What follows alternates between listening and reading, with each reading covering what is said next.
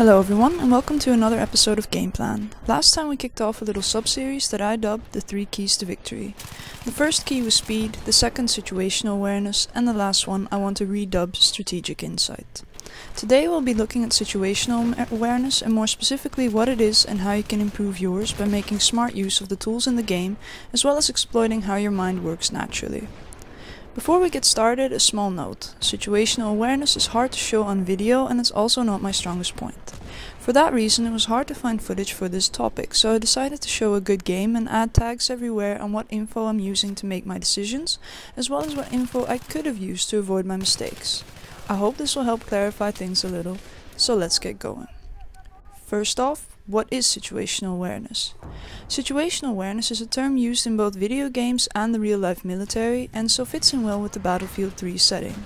In plain video game language, situational awareness is about knowing what's going on around you, which means knowing where on the map you are, where the fights are, what your friends are doing, and what your enemies are up to, as well as the state of your equipment. To learn how to improve this sense of what's going on, we'll split up our learning into two elements. Learning the tools the game gives us and improving the mental skills we ourselves need to use to improve our situational awareness. We have lost the objective. I repeat, the objective has been lost.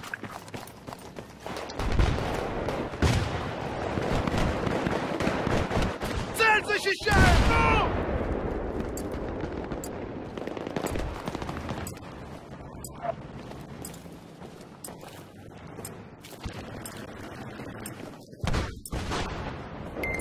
Objective secured. Надо атаковать цель!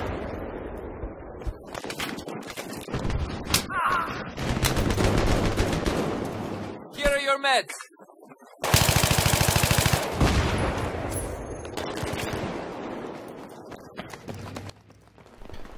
The tools of the game. The game throws a lot of information at you at the same time, and managing to take note of it all can seem like a mind-boggling task for those new to Battlefield 3, as well as people having trouble developing mental routines that work well for them. Let's first look at the information sources we have to deal with.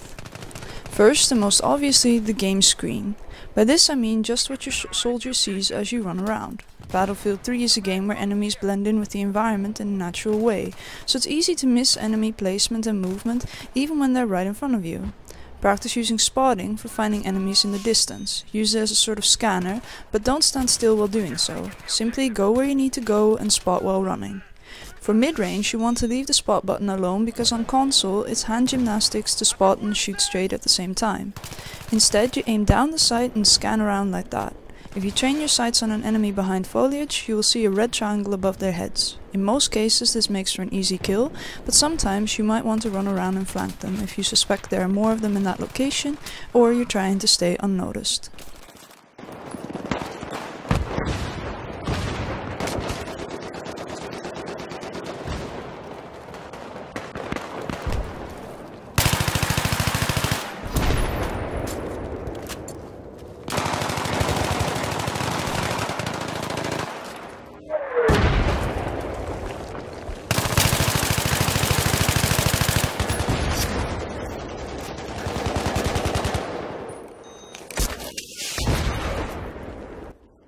Secondly, sound.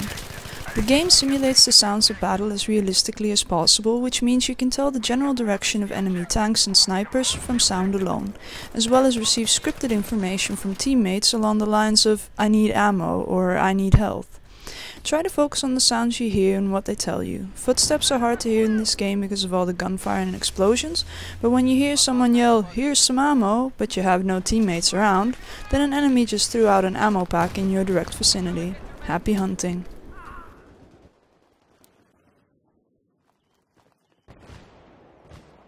The minimap. This will always show where teammates are as well as the location where they died, and it will show spotted enemies and enemies shooting unsilenced guns.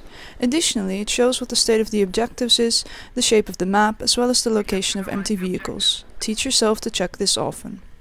One prime tactic to use when you're under fire and you don't know from where: duck behind cover quickly while checking your minimap. A lot of people run without a silencer and will show up on the minimap when they shoot. If you survive the ambush, then run around and flank the position you saw the shooter at on the minimap. A second important tactic is when you find a vehicle standing still. quickly check your minimap to see if the vehicle is shown there in white. If not, then an enemy is hiding in it trying to play dead. Lastly, don't only use the minimap to see where your enemies are, but also to keep track of your friends. It's the quickest way to see what routes and angles are already covered, so you can focus your attention somewhere else. On the other hand, skulls on the minimap mean your team is under fire and you should hide, flank, or take direct revenge.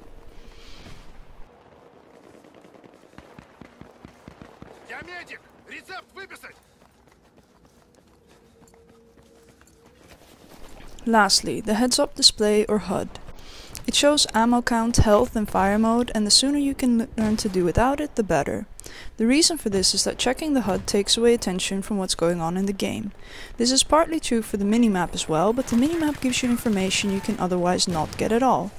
The information from the HUD is stuff that you should teach yourself to remember or notice from other sources. In the case of ammo, this means simply reloading when this is strategically smart or when you don't have any other choice. In the case of health, you get a general indication of that from the color of your screen, because as you're dying there will be blood splatters around the corners and the screen will turn wider. Lastly, the fire mode you're using is something you should simply remember. Of course you can check your HUD when you need to, that's why it's there, but your goal should be to never look at it again and keep track of the information it offers based on the feedback in the game and your own memory. We have lost the objective. I repeat, we have lost the objective.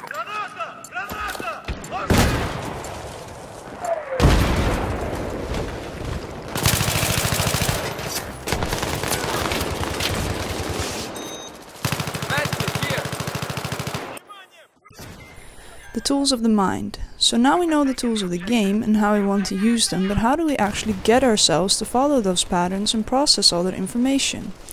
There are three main tricks to this, and those are automating, multitasking, and expanding your focus. Automating. This is all about practice. You have to set yourself a goal like regularly doing X or Y and keep doing it till you don't think about it anymore. Examples of this are paying attention to the sound in the game, keeping an eye out for skull indicators on the minimap, and spotting every time you're running in the open. With practice, you notice you don't need to think about doing these things anymore and it all becomes natural. Multitasking. This particular skill has a very unlucky name. What we normally mean by multitasking is not doing many things at the same time, but switching between different tasks so fast that you can keep all of them going. It's similar to the plate spinning tricks they do in the circus, where they keep multiple plates spinning at the same time by quickly switching between them. In the same way, you want to teach yourself to quickly spot, then check the minimap, then check your angles, then notice the sound around you. Your mind is very fast, and you can switch between these tasks within a fraction of a second. The tasks you have automated can often even be done at the same time, as long as they don't use the same resources. By that I mean that you can listen for sounds while spotting for enemies, because your ears, eyes and hands all have one task. Trying to spot and check the minimap at the same time will not work because you're giving your eyes two tasks. Expanding your focus. Many of us will recognize a situation where you get killed by an enemy you feel you should have easily seen, but you didn't somehow, even while you were trying so hard to notice everything. The trick here is that the harder you try to notice everything, the harder it gets. When you consciously focus on noticing something, you turn your attention into a spotlight. Everything in the middle is really bright, and everything outside that tiny beam is completely dark. You can flick the spotlight around the screen as fast as you want, but the fact is that you're blinding yourself to the majority of what's going on by focusing too hard on scanning the screen. Instead, when you're relaxed, your brain is naturally equipped to alert you to any movement to the side of where you're looking, also called your peripheral vision. This is why it's so hard to read a book when you can see a TV to the side. The movement on the TV screen automatically triggers your brain to go, "Hey, what's that? Did you see that?" So instead of trying really hard to notice everything and turning your attention into a spotlight, try to relax next time and have your attention be a sort of floodlight instead. Also, raging and being tired will narrow your focus just as much or even more, so if you're truly intent on improving, try to relax and laugh off your mistakes or anything that seems unfair in the game. We all find this hard to do, but the payoff in performance is immense. Цель атакуем!